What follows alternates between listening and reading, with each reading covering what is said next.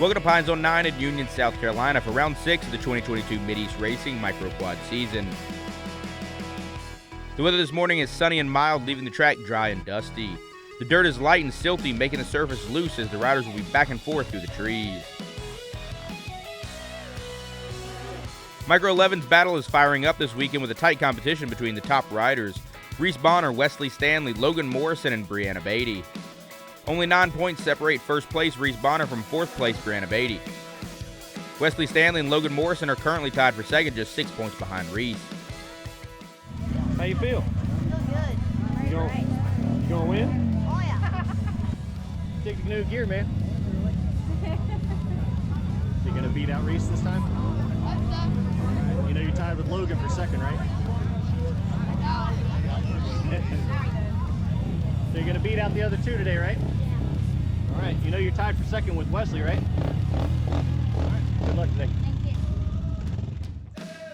Next, we're looking into Micro 9 on row 3. Brooklynn Harrison is currently leading the class after taking the win in the first 2 rounds, but hasn't been in the top 3 since. Fighting to take the lead from her is Matilynn Horne, Fulmer, and Caden Emery. Jack and Caden have both taken wins in the last 3 rounds and are looking for another one this morning.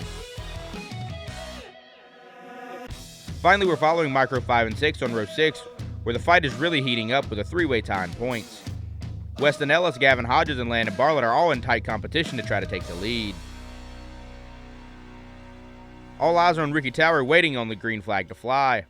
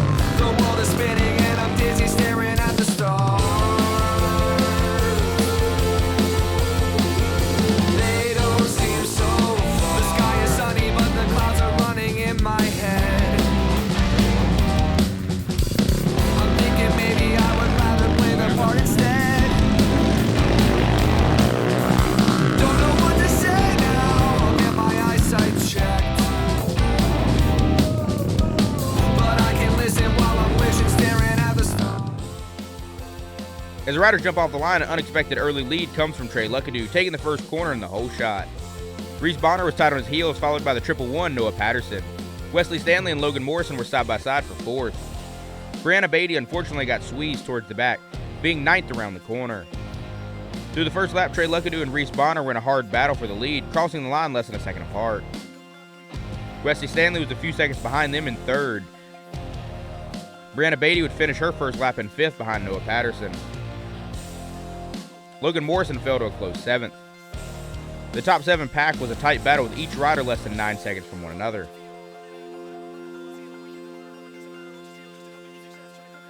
Two rows later, Micro 9 takes off with Caden Emery being first around the corner and taking the uncontested hole shot, followed by Jax Fulmer. Tate Hill, Avery Cousins, and Brooklynn Harrison were nearly 3 wide for 3rd, 4th, and 5th. Matilynn Horne wasn't too far behind in 6th place. Brooklynn Harrison made a charge to take the lead with a 2.5 seconds back to Avery Cousins, then Jax Fulmer. Caden Emery unfortunately ran a slow first lap, dropping him back into 8th place. This gave room for Matilynn Horne to move up into 5th. Back in Micro 5 to 6, Landon Barlet and Gavin Hodges both had outstanding jumps off the line. But Landon Barlet had the inside advantage through the first corner, getting him the hole shot. Weston Ellis ended up around the corner side by side with Bentley Johnson for 3rd. This order wouldn't hold though. Weston Ellis was able to make his way around Gavin and Landon, taking the lead by the end of the first lap. Gavin moved up into 2nd, just 2.5 seconds behind him. Landon's 3rd place wasn't far behind, just 8 seconds behind Gavin.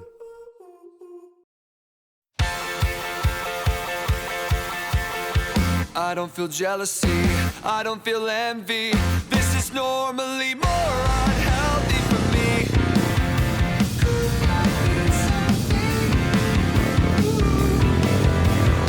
So far I'm patient, so while you date him, keep in mind that it's your time you're taking away.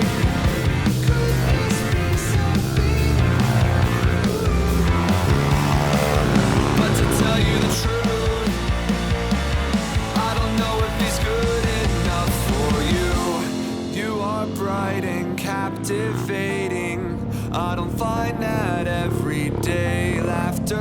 joy you're radiating. Turn the cynical away. If you could see the world the way I do, I think that you would find that I'm exactly what you need. We talk for hours, the sweet and sour. I can't deny you hold some kind of power over me.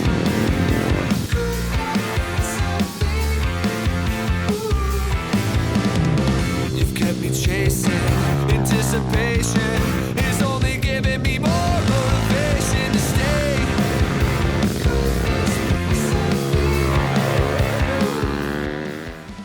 Through the middle laps of the 6-lap race, Wesley Stanley charged through, taking the lead by the end of the second, and he would remain there. From there, Brianna Beatty was leading the next close pack of riders with Noah Patterson, Logan Morrison, Trey Luckadoo, and Reece Bonner. These riders were all within 2 seconds of one another. Reece Bonner wouldn't stay back for long though. By the end of lap 3, he had made his way all the way back up into 3rd place, looking to catch Brianna Beatty. Trey Luckadoo stayed between 4th and 5th, seeing some slower lap times. Logan Morrison also saw slower lap times, dropping her all the way back to 6th and then 7th.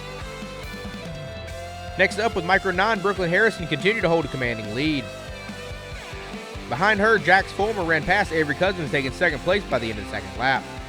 By the end of the 4th lap, Jax was within 10 seconds of Brooklyn and ready to battle it out for the lead. Matilynn Horne saw some slower lap times, moving back from 5th to 6th. Caden Emery was moving back and forth between 8th and 5th with lap times as high as 8.5 minutes. Back with Micro 5 to 6, Gavin Hodges and Weston Ellis were battling out for the lead. Gavin Hodges got around Weston in the 2nd lap, but fell to 2nd again by the 3rd. By lap 4 or 5, Gavin was held up, taking nearly an 8-minute lap, dropping 49 seconds behind Weston. Landon Barlet was keeping a pretty good pace until a rollover at the finish line on lap 3. That set him back a good distance, but by the end of lap 4, he'd caught back up to Gavin Hodges and was running less than 4 seconds behind him. Coming through the final couple of turns and bringing out the checker was Wesley Stanley. He was running his 2nd fastest lap of the race, putting 34 seconds between himself and Brianna Beatty. Reece Bonner wasn't far behind her, rounding out the podium. Trey Luckadoo continued his slower laps, dropping him to 6th, a few seconds behind Noah Patterson. Logan Morrison was next behind him, taking 7th. On lap 5 of 6 for Micro 9, Jax Fulmer finally took the lead past Brooklynn Harrison. Brooklyn took a hard rollover, costing her 30 seconds, 1 position, and a pigtail from her helmet. Avery Cousins continued to hold down 3rd place, completing 6 laps and being the last Micro 9 rider to do so. Caden Emery and Matilynn Horne came through in 5th and 6th place, just 22 seconds apart. The 5th lap for Micro 5 and 6 shook up the lineup. Gavin Hodges ran a decent pace, catching and passing Weston Ellis for the win. Weston unfortunately was running his slowest lap, falling behind Gavin by nearly 30 seconds. Landon Barlet continued to hold down 3rd place with a pretty consistent pace, finishing nearly 15 seconds later. Next up is the hilly, rooty terrain of Catfish Pond in Martinsville, Virginia. Will Wesley Stanley finally get the points lead over Reece Bonner? And who's going to catch the biggest fish at the fishing tournament? Don't forget your rods. And always, if there are any riders or specific rows you think we should cover, please feel free to let us know down in the comment section below. We'll see you next time, and thank you for watching.